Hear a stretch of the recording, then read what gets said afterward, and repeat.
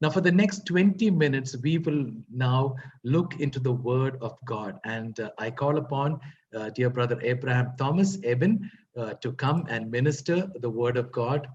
The time is about 20 minutes with translation. Dear brother Thomas Matthew will do the translation into Malayalam. And after the word ministry, dear brother Thomas Matthew will also close that session in prayer as well. Okay, over to you, Eben. Praise the Lord. I thank the Lord for giving me this opportunity to be with you this evening. ദൈവനാമത്തിന് മഹത്വമുണ്ടാകട്ടെ. ഈ സായാഹ്നത്തിൽ നിങ്ങളോടുകൂടി ആയിരിക്കുവാൻ ഇടയായതിൽ ഞാൻ സന്തോഷിക്കുന്നു. It's such a great pleasure for me to be back with my parent assembly, with the Sunday school that I grew up in, and to share God's word on the anniversary evening. ഞാൻ പഠിച്ചു വളർന്ന എൻ്റെ Sunday സ്കൂളിലേക്ക് വീണ്ടും വരുവാനും അവരോടൊപ്പം ആയിരിക്കുവാനും മാത്രമല്ല ദൈവത്തിന്റെ വചനം ശുശ്രൂഷിക്കുവാനും ലഭിച്ചത് ഒരു ഭാഗ്യ പദവിയായിട്ട് ഞാൻ കരുതുന്നു. I want to thank Lalu Uncle and the elders of the assembly and everyone connected with the Sunday school ministry for inviting me this evening. പ്രിയ സഹോദരൻ ലാലുവിനോടും സഭയിലെ മൂപ്പന്മാരോടും സൺഡേ സ്കൂളുമായിട്ട് ബന്ധപ്പെട്ട എല്ലാവരോടും ഞാൻ എൻ്റെ നന്ദിയെ അറിയിക്കുന്നു. We have a very short time in front of us, so I will not take away from God's word. So let's quickly look to this verse, a small God's promise from God. നമുക്ക് വളരെ അല്പസമയം മാത്രമേ ഉള്ളൂ. അതുകൊണ്ട് ദൈവത്തിന്റെ ഒരു വാഗ്ദത്തം അല്പമായിട്ട് നമുക്ക് ചിന്തിക്കുവാൻ ആഗ്രഹിക്കുകയാണ്. We'll be looking through 2 Corinthians chapter 12 and verse 9. 2 കൊരിന്ത്യർ 12-ാം അധ്യായം 9-ാം വാക്യം നാം വായിക്കാം. If any of the kids know the verse by heart, if you can quickly unmute and recite the whole verse, it would be good. ഏതെങ്കിലും കുട്ടികൾക്ക് ഇത് മനഃപ്പാഠമായിട്ട് അറിയാമെങ്കിൽ അവർക്ക് അത് പറയാവുന്നതാണ്.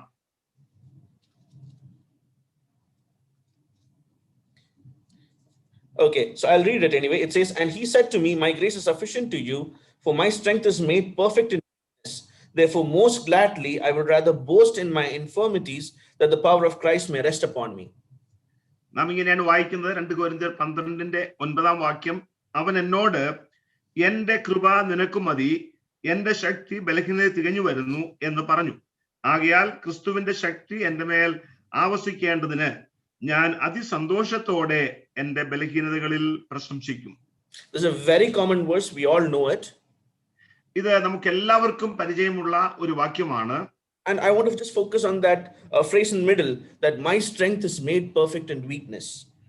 അതിന്റെ മധ്യഭാഗത്ത് പറയുന്ന എന്റെ ശക്തി ബലഹീനതയിൽ തികഞ്ഞു വരുന്നു എന്ന ഭാഗം ഒന്ന് ശ്രദ്ധിക്കുവാൻ ഞാൻ ആഗ്രഹിക്കുകയാണ്. And because it's such an apt message for us as we gather in this time of COVID. നാം ഈ കോവിഡ് കാലയളവിൽ ഒരുമിച്ച് കൂടിയപ്പോൾ നമ്മുടെ ഈ കാലഘട്ടത്തിന് അനുയോജ്യമായ ഒരു വാക്യമാണത്. We were listening to the skit put up by the students in the how they were saying that they were bored because and they were frustrated because they were stuck at homes, not able to interact with their friends. നാം കുട്ടികളുടെ skit കണ്ടപ്പോൾ അവര് പറയുകയുണ്ടായി, ഒരുമിച്ച് കൂടുവാൻ കഴിയാതെ ഭവനത്തിലായിരിക്കുന്നതുകൊണ്ട് വല്ലാത്ത boring ആണെന്ന്. And we see that when Paul writes this verse, Paul was also going through a frustrating time in his life. പൗലോസ് ഈ വാക്യം എഴുതുമ്പോൾ പൗലോസും തന്റെ ജീവിതത്തിലെ ഒരു പ്രതിസന്ധി വേളയിലൂടെ കടന്നു പോവുകയാണ്. He describes it as a thorn in the flesh. അതിനെക്കുറിച്ച് താൻ പറയുന്നത് ജഡത്തിൽ ഒരു ശൂലം എന്നാണ്. He says he prays to God 3 times to remove it. അത് നീങ്ങി കിട്ടുന്നതിനായിട്ട് ദൈവത്തോട് 3 പ്രാവശ്യം പ്രാർത്ഥിച്ചു എന്ന് താൻ പറയുന്നു. We don't know what the thorn in the flesh is. It could be some disease similar to our COVID. We don't know what affects. അവിടെ പറഞ്ഞിരിക്കുന്ന ആ ജഡത്തിലെ ശൂലം എന്നുള്ളത് എന്താണെന്ന് നമുക്കറിയില്ല. ഇന്ന് നമുക്കുള്ളതുപോലെ എന്തെങ്കിലും കോവിഡ് പോലെയുള്ള എന്തെങ്കിലും പ്രയാസമായിരിക്കാം. But we see that God is not removing that thorn in his flesh, and God is saying this verse to him instead. ആ ഭാഗത്ത് കർത്താവ് തന്റെ ജഡത്തിലെ ശൂലം നീക്കുന്നതായി നാം കാണുന്നില്ല. പകരം ഈ വാക്കുകൾ തന്നോട് പറയുകയാണ്. And when we look into our lives now, we are in a very similar situation. If you look at the COVID, it started nearly 1.5 years back, and no sign of it disappearing from our lives. നമ്മുടെ ജീവിതവുമായിട്ട് നാം താരതമ്യം ചെയ്യുമ്പോൾ ഇത് വളരെ ബന്ധമുള്ള ഒരു കാര്യമായി കാണും. നാം അറിയുന്നത് പോലെ ഏതാണ്ട് 1.5 വർഷത്തോളമായി കോവിഡിന്റെ പ്രതിസന്ധിയിലൂടെ നാം കടന്നു പോവുകയാണ്. അത് മാറുന്നതിനുള്ള ലക്ഷണമൊന്നും കാണുന്നില്ല. We have all prayed as individuals, as assemblies, but God does not seem to be taking away that situation from among us now. നാം വ്യക്തികളായിട്ടും സഭയായിട്ടും ഈ വിഷയത്തിൽ പ്രാർത്ഥിച്ചുകൊണ്ടിരിക്കുകയാണെങ്കിലും ഇതുവരെയുള്ള നിലയിൽ ദൈവം അതിനെ നീക്കുന്നതിന്റെ ഒരു ലക്ഷണം നാം കാണുന്നില്ല. But things are actually, we are feeling more overwhelmed because we see ourselves suffering, our loved ones suffering, many of our loved ones departing from this world. ഈ പ്രശ്നം വർദ്ധിച്ചു വരുന്നതായിട്ടാണ് നാം കാണുന്നത്. നാം തന്നെ ബുദ്ധിമുട്ടുന്നു, മറ്റുള്ളവർ ബുദ്ധിമുട്ടുന്നു, നമ്മുടെ പ്രിയപ്പെട്ട പലരും ഈ ലോകത്തിൽ നിന്ന് ഇത് മുഖാന്തരം മാറ്റപ്പെട്ടു പോവുകയും ചെയ്യുന്നുണ്ട്. We are seeing the frustration in us because we are not able to see our loved ones, our church members physically. We have to meet on this platform like Zoom. നമുക്ക് നമ്മുടെ പ്രിയപ്പെട്ടവരെയും സഭാംഗങ്ങളെയും നേരിട്ട് കാണുവാനായിട്ട് സാധിക്കുന്നില്ല. ഇപ്രകാരമുള്ള പ്ലാറ്റ്ഫോമിലൂടെ മാത്രമേ കാണുവാൻ കഴിയുന്നുള്ളൂ. As children, we are not able to go to school. Some of us have uncertainties over exams, uncertainty of our career choices, of what is there in front of us. കുട്ടികളെ സംബന്ധിച്ചിടത്തോളം അവർക്ക് സ്കൂളിൽ പോകുവാനായിട്ട് കഴിയുന്നില്ല, അവരുടെ പരീക്ഷകൾ നടക്കുന്നില്ല. പല കുട്ടികൾക്കും അവരുടെ ഭാവി കാര്യപരിപാടികൾ തീരുമാനിക്കുവാനായിട്ട് കഴിയാത്തൊരവസ്ഥയാണ്. As parents, we have uncertainty over our jobs, our livelihood, staying together as families in the places that we are. Some of us have to split apart. A lot of things that are causing us to get frustrated and possibly feel that we are not in control of the situation. മാതാപിതാക്കളെ സംബന്ധിച്ചിടത്തോളം അവരുടെ ജോലി കാര്യങ്ങളില് സാമ്പത്തിക വിഷയങ്ങളിലൊക്കെ പല പ്രതിസന്ധികളുണ്ട്. ചിലരൊക്കെ ഒരുമിച്ച് താമസിക്കുവാൻ കഴിയാതെ അകന്നു കഴിയുന്നവരുണ്ട്. അങ്ങനെ ജീവിതത്തിലെ ഒരുപാട് കാര്യങ്ങളിലുള്ള പ്രതിസന്ധി ഈ നാളിൽ നാം അനുഭവിക്കുന്നുണ്ട്. It feels sometimes that we are against the world and we are helpless to change the situation. ഈ കാര്യങ്ങളുടെ ബന്ധത്തിൽ നമുക്ക് നമ്മുടേതായ നിയന്ത്രണമില്ല. ഈ അനുഭവങ്ങൾക്ക് എതിരായിട്ടുള്ള ഒരു രീതിയിലാണ് അനുഭവത്തിലാണ് ഞാൻ പോകുന്നത് ചിലപ്പോഴൊക്കെ തോന്നാറുണ്ട്. And it is in this context that this promise of God is that absolute assurance in God's provision for us. ഈ പശ്ചാത്തലത്തിലാണ് ദൈവം തരുന്നതായ ഈ വാഗ്ദത്തം നമുക്ക് ഈ പ്രത്യേക സാഹചര്യത്തിലും വളരെ ഉറപ്പും ധൈര്യവും നൽകുന്നത്. So there are three aspects I want to focus on this verse. ഈ വാക്യത്തിൽ നിന്ന് 3 കാര്യങ്ങൾ ചൂണ്ടിക്കാണിക്കുവാൻ ഞാൻ ആഗ്രഹിക്കുകയാണ്. It talks about strength. ഒന്നാമത് അത് ശക്തിയെ കുറിച്ച് പറയുന്നു. Then it talks about weakness. പിന്നീട് അത് ബലഹീനതയെ കുറിച്ച് പറയുന്നു. And then how it talks about how strength and weakness come together. അതിനുശേഷം ഇവ തമ്മിൽ നമ്മുടെ ബലഹീനതയും ശക്തിയും ഒരുമിച്ച് വരുന്നത് എങ്ങനെയാണെന്ന് പറയുക. To make something perfect. നമ്മുടെ ജീവിതത്തിൽ നമ്മെ പരിപൂർണരാക്കുവാനായിട്ട് അത് ഒന്നു ചേരുന്നു നാം കാണും. So what is the strength that is spoken about here? ഇവിടെ പറഞ്ഞിരിക്കുന്ന ശക്തി എന്ന് പറയുന്നത് എന്താണ്? It is whose strength? അത് ആരുടെ ശക്തിയാണ്? It talks about the strength of our God. അത് നമ്മുടെ ദൈവത്തിന്റെ ശക്തിയെ കുറിച്ചാണ് പറയുന്നത്. And what is unique about the strength of our God? ഈ ദൈവശക്തിയുടെ നിസ്തുല്യത എന്താണ്? There are 4 points I want to show in this aspect. ആ നിലയിൽ 4 കാര്യങ്ങൾ ചൂണ്ടിക്കാണിക്കാൻ ഞാൻ ആഗ്രഹിക്കുന്നു. It is the strength of an omnipotent, almighty God who is the creator of this world, who is the beginning and the end, who created everything with his word. സർവശക്തനും സർവവ്യാപിയുമായ സൃഷ്ടാവായ ദൈവത്തിന്റെ ആദിയും അന്തവും ഇല്ലാത്ത ദൈവത്തിന്റെ ശക്തിയാണത്. So he is the all-powerful God. അത് സർവശക്തനായ ദൈവത്തിന്റെ ശക്തിയാണ്. But not that he's just the God of heavens, but he's the God who loved humanity, and for that reason he's the God who had the power to send his son as a sacrifice to save us from sin and death. ഈ ദൈവം കേവലം സ്വർഗത്തിൽ മാത്രം അവശേഷിക്കുന്ന ദൈവമല്ല, അവൻ മനുഷ്യനെ സ്നേഹിക്കുന്ന ദൈവമായതുകൊണ്ട് അവരെ പാപത്തിൽ നിന്ന് രക്ഷിക്കുവാൻ തന്റെ മകനെ ഈ ഭൂമിയിലേക്ക് അയച്ച ദൈവമാണ്. And moreover, our Lord Jesus Christ, when he walked on this earth, he has experienced our weaknesses. He has experienced the pain, the suffering, the loneliness, the rejection, the hunger, and the loss of loved ones. So he's a God who exactly knows the kind of weaknesses we face. മാത്രമല്ല നമ്മുടെ കർത്താവായ യേശുക്രിസ്തു മനുഷ്യനായിട്ട് ഭൂമിയിൽ ജീവിച്ചത് കൊണ്ട് ബലഹീനതയും ഏകാന്തതയും മറ്റുള്ളവരുടെ പരിഹാസവും മറ്റുള്ളവരിൽ നിന്നുള്ള വേറിട്ടുള്ളതായ അനുഭവങ്ങളൊക്കെ സ്വന്തമായിട്ട് അനുഭവിച്ചറിഞ്ഞവനാണ് നമ്മുടെ കർത്താവ്. So he's a God who is more than qualified to address our weaknesses. അതുകൊണ്ട് നമ്മുടെ ബലഹീനതയെ കൈകാര്യം ചെയ്യുവാനായിട്ട് യോഗ്യതയുള്ള ഒരു ദൈവമാണ്. And finally, this is not the God who deals with mankind in general, but he's a God who's dealt with you personally, because he says in Psalms 139 verse 13, he has formed my inner parts and covered me in my mother's womb. He's a God who's taking care of you even before you were born in a personal way. ഈ ദൈവം മനുഷ്യരെ പൊതുവായി അറിയുന്നവൻ മാത്രമല്ല, ഓരോ വ്യക്തിയെയും വ്യക്തിപരമായിട്ട് അറിയുന്നവനാണ്. 139 സങ്കീർത്തനത്തിന്റെ 13 വാക്യത്തിൽ പറയുന്നത്, എന്റെ അന്തരംഗത്തിൽ ഞാൻ ഉരുവായത് മുതൽ അവൻ എന്നെ അറിയുന്ന ദൈവമാണ്. In verse 16 of that same Psalm, it says, your eyes saw my substance being yet unformed, and in your book they were all written, the days fashioned for me, when as yet there were none of them. അതിന്റെ 16 വാക്യത്തിൽ പറയുന്നത്, ഞാൻ പിണ്ഡാകാരമായ സമയത്തും നീ എല്ലാം കണ്ടു, നിന്റെ പുസ്തകത്തിൽ എല്ലാം എഴുതിയിരുന്നു. So here is a God who is almighty, who sent his son to save us, who knows what our weaknesses are, but he's written everything that is there to be written about you even before you were born. ഇവിടെ നമ്മെ സ്നേഹിച്ച് നമ്മെ വീണ്ടെടുക്കുവാനായിട്ട് പുത്രനെ ഭൂമിയിലേക്ക് അയച്ച ദൈവം നമ്മെ കുറിച്ചെല്ലാം അറിയുന്നവൻ മാത്രമല്ല, നമ്മെ കുറിച്ചുള്ളതെല്ലാം തന്നെ തന്റെ പുസ്തകത്തിൽ മുൻകൂട്ടി രേഖപ്പെടുത്തിയിരിക്കുന്ന ദൈവത്തെ കാണുകയാണ്. So there is nobody else whose strength is better than this to rely upon. നമുക്ക് ഇതിനേക്കാൾ നമ്മെ ശക്തീകരിക്കുന്ന വ്യക്തി എന്നുള്ള നിലയിൽ നമുക്ക് ആശ്രയിക്കുവാൻ മറ്റാരുമില്ല. It is like if you are going into a football match and you're getting Messi on your team.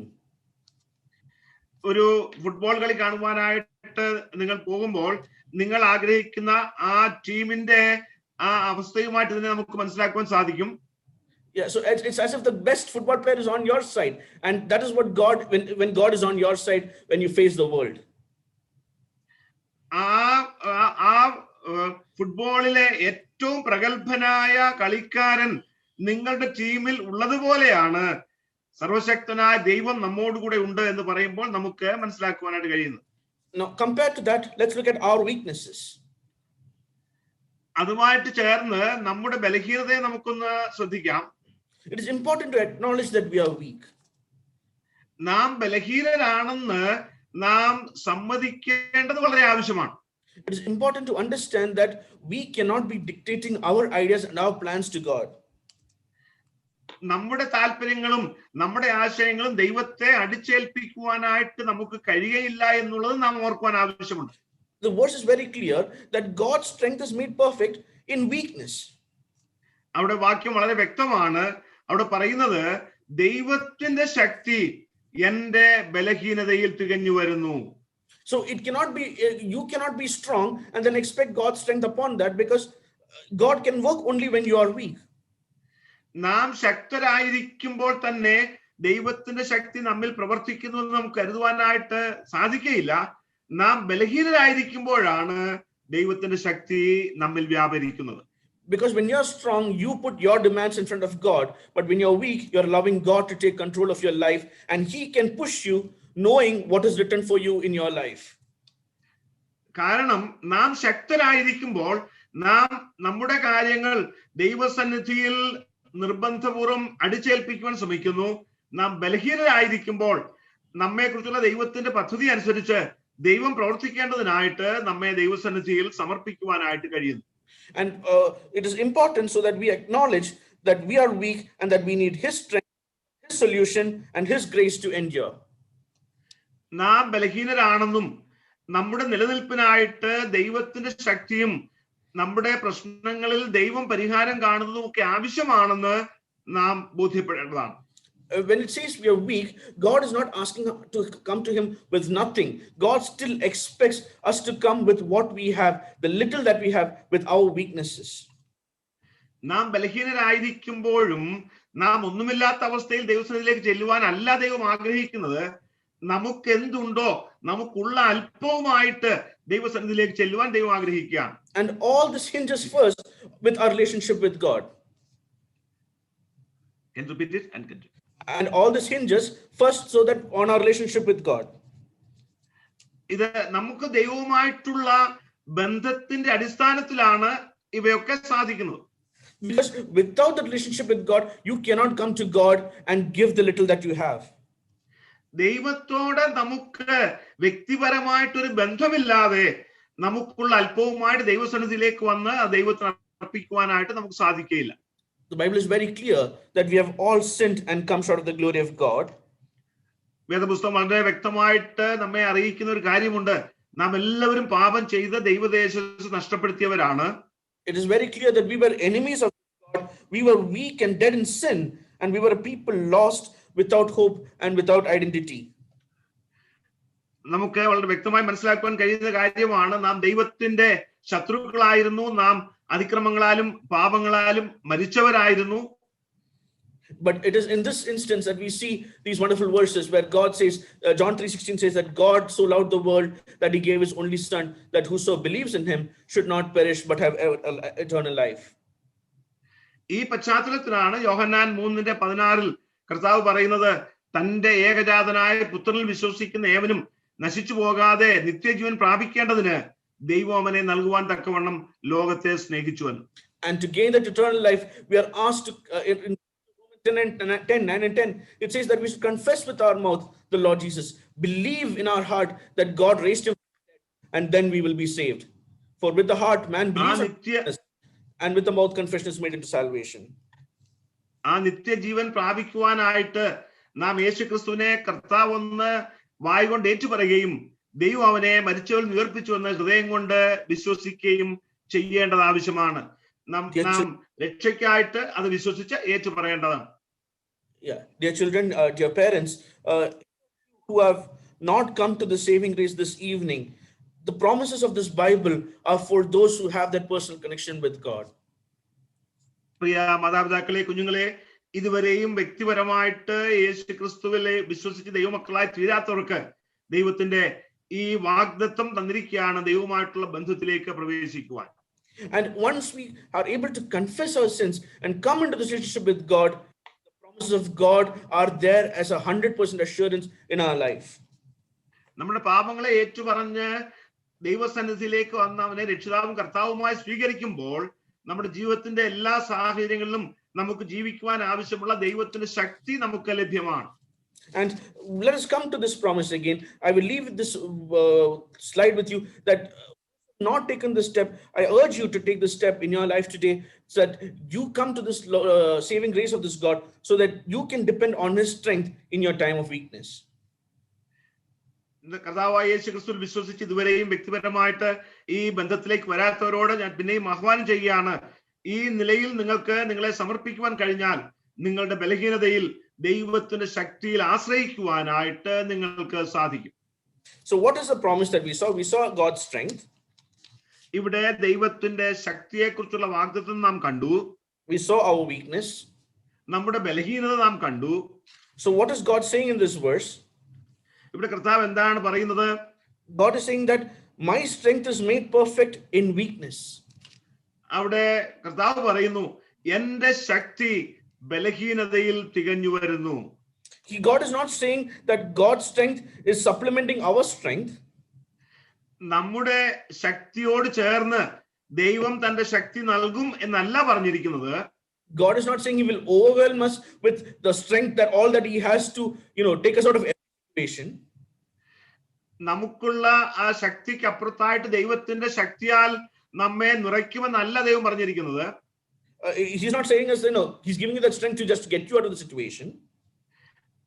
നമ്മുടെ ആ സാഹചര്യത്തിൽ നിന്ന് നമ്മെ നീക്കുവാനായിട്ട് ദൈവം ഒരു ശക്തി തരികയല്ല. But he's saying that the strength that he gives is perfect to handle the situation. അവിടെ പറഞ്ഞിരിക്കുന്നത് നാം ആയിരിക്കുന്ന അവസ്ഥയെ സഫലമായി കൈകാര്യം ചെയ്യുവാനായിട്ട് നമ്മുടെ ബലഹീനതയിൽ തികഞ്ഞു വരുന്ന ദൈവശക്തിയാണ് അവൻ നൽകുന്നത്. It is perfect, and the most apt analogy I could come with was of a father or a parent teaching a child to ride a bike. അത് നമ്മുടെ ജീവിതത്തിൽ തികവുള്ളതാണ്. അതിന് ശരിയായിട്ടുള്ള ഒരു ഉദാഹരണമായിട്ട് ഞാൻ മനസ്സിലാക്കുന്നത് ഒരു പിതാവ് തന്റെ പൈതലിനെ സൈക്കിൾ ചവിട്ടുവാനായിട്ട് പഠിപ്പിക്കുന്ന ആ ചിത്രമാണ്. And it's the hand of the father on the bike seat that shows that perfect strength. ആ പിതാവ് ആ സൈക്കിളിന്റെ പിന്നിലെ ആ സീറ്റിൽ പിടിച്ചിരിക്കുകയാണ്. അത് ശക്തിയുടെ ഒരു ചിത്രമാണ്. Because if the hold is weak, the child on the bike will fall. ആ കരത്തിൽ ബലമായിട്ട് പിടിച്ചില്ലെങ്കിൽ ആ സൈക്കിൾ മറിഞ്ഞ് കുട്ടി താഴെ വീഴും. But if he is holding the bike on too strongly, the child will never be able to learn to cycle by himself. എന്നാൽ ആ പിതാവ് വളരെ ശക്തമായിട്ട് അതിലേക്ക് പിടിച്ചിരിക്കുകയാണെങ്കിൽ ആ കുട്ടിക്ക് സൈക്കിള് ചവിട്ടുവാനായിട്ടുള്ള ബാലൻസ് ലഭിക്കുകയുമില്ല. So the strength is such that the child can still learn, but the strength is there so that he will not fall. അപ്പോൾ അവിടെ ലഭ്യമാകുന്ന ശക്തി എന്ന് പറയുന്നത് ആ കുട്ടി സൈക്കിൾ പഠിക്കുമ്പോൾ വീഴാതെ വണ്ണം സൂക്ഷിക്കുകയും അപ്പോൾ തന്നെ ആ സൈക്കിള് സ്വയം ചവിട്ടുവാനായിട്ട് പരിശീലനം ലഭിക്കുന്നതിന് തടസ്സമാകാത്തതുമായ ശക്തിയാണ്. This is the strength that God promises us in our lives. നമ്മുടെ ജീവിതത്തിലും ഈ ശക്തിയാണ് ദൈവം വാഗ്ദത്തം ചെയ്തിരിക്കുന്നത്. In our moment of weakness, we feel that God is trying, there are some of us who may feel that God is taking all the control in our life and, not allowing us to live our life.